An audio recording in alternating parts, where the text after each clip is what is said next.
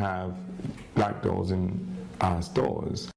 There are plenty of challenges. Corruption is rife and Islamic extremism is adding to the political instability. With elections next year, that could increase. A good opportunity perhaps for another Nigerian entrepreneur. Proforce makes luxury armoured vehicles for the wealthy elite. Kara Sutton from Reuters, thank you. When Mary Barra became the first woman to head a major automaker, no one looked too closely at her pay package. Now, someone has. An analysis by Fox Business News claims to show that Barra is making only half as much as her predecessor, Daniel Akerson. Her 2014 compensation comes in at about $4.4 billion. And that has outraged some who claim she's getting paid less because she's a woman. But the numbers may not tell the whole story here, especially when you factor in performance bonuses. Hadley Heath, a senior policy analyst with the Independent Women's Forum, joins us from North Carolina on the phone. Hadley, welcome back to Arise Exchange. Yes, thank you for having me. You know, can you really assign a gender gap question when you're talking about CEO pay?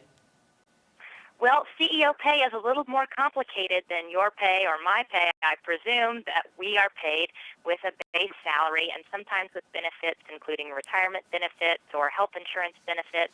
But typically, CEOs are also given generous stock options or bonuses that are sometimes referred to as short-term or long-term compensation.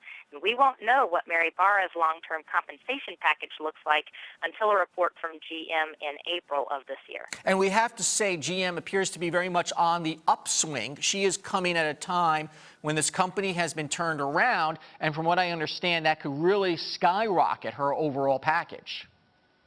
Absolutely. They've only announced so far her base pay will be $1.6 million and her short-term compensation will be $2.8 million. But together, that only totals $4.4 million, as you pointed out. And we know last year that Mary Barra, in a position not as highly paid as a CEO position, she earned $4.7 million. So knowing that she is a smart and assertive woman, she wouldn't be selected as CEO if she were not a smart and assertive businesswoman. She would not take a deal to have a total compensation package less as CEO than what she earned last year. Is there a life lesson here, though? Because her predecessor, Daniel Akerson, came from another company.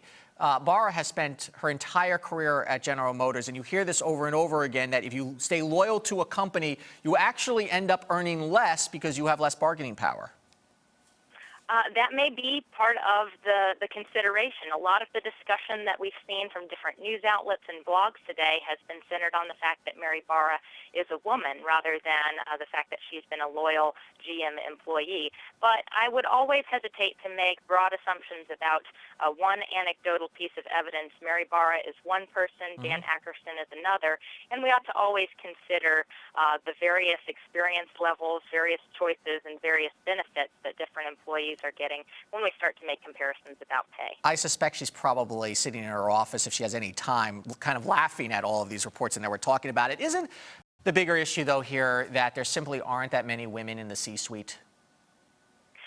Well, that is part of it, and of course, when we have fewer examples to point to, it's easier to make anecdotal evidence part of a trend or try to connect the dots rather than looking at statistical averages. But even averages, you may remember that the president mentioned in his State of the Union address that women earn 77 cents compared to a man's dollar. That's a statistical average that doesn't take into account some of those variables I mentioned earlier, the different fields that men and women enter, the number of years they dedicate to a career rather than taking time out to raise children. All of these factors ought to be part of our consideration when we start to connect the dots on men and women's pay. Hadley Heath, Senior Policy Analyst with the Independent Women's Forum. Thank you so much.